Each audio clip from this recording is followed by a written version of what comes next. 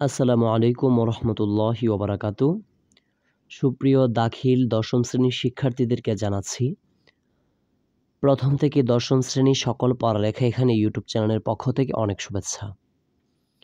তোমরা অনেকে চিন্তা করছো কি যে টেস্ট পরীক্ষায় যদি বা নির্বাচনী পরীক্ষায় যদি কেউ ফেল করো, তো তোমরা কি দাখিল যে 2026 সালে পরীক্ষা হবে, তোমরা কি বোর্ড পরীক্ষা দিতে পারবে কি না? তো এটা নিয়ে আমি একটু যদি তোমাদের সাথে বিস্তারিত আলোচনা করি। দেখো, টেস্ট পরীক্ষাটা মূলত নেওয়া হয় যারা টেস্ট পরীক্ষায় এলাও হতে পারবে তাদেরকেই মূলত যে বোর্ড পরীক্ষা রয়েছে, তোমরা দাখিল পরীক্ষা দিবে, সেই পরীক্ষা দেওয়ার জন্যই কিন্তু তাদেরকে সুযোগ দেওয়া হয়। এটা আর কি সরকার থেকে নিয়ম। তবে বাংলাদেশের আমি যতদূর জানি প্রত্যেকটি প্রতিষ্ঠানেই টেস্ট পরীক্ষায় ফেল করলেও তারা হয়তো কোনো প্রতিষ্ঠানে তাদের অভিভাবককে নিয়ে যেতে হয় না, বা অনেক প্রতিষ্ঠানে অভিভাবককে নিয়ে যেতে হয়।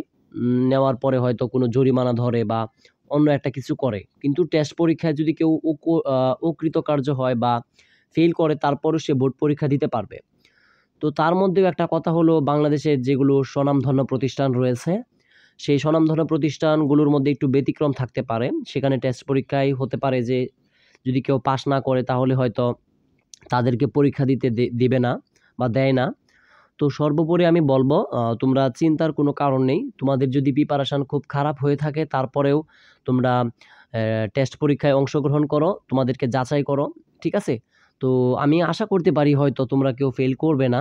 তারপরেও যদি কারো যে ফেল করার আশঙ্কা তোমাদের থেকে থাকে, যেমন বিশেষ করে তোমরা হয়তো ফেল করার আশঙ্কা করছো গণিতে, ইংরেজি দ্বিতীয় পত্র, ঠিক আছে? এই বিষয়টিতে হয়তো তোমরা ফেল করার আশঙ্কা করছো, আরবি দ্বিতীয় পত্র। তো আমি তোমাদেরকে বলবো যে ফেল করাটা আসলেই খুবই কঠিন বিষয়, এবং এ প্লাস পাওয়াটাই কঠিন বিষয়, কিন্তু পাস করাটা খুবই সহজ। তোমরা যদি একটু কষ্ট করে পড়ো, যে সিলেবাস রয়েছে সেই সিলেবাসের আলোকে যেগুলো পরীক্ষায় আসার সম্ভাবনা বেশি রয়েছে, সেগুলো যদি একটু ভালো করে পড়ো, অবশ্যই তোমরা ফেল করবে না, যারা তোমরা ফেল নিয়ে টেনশন করছো। ঠিক আছে?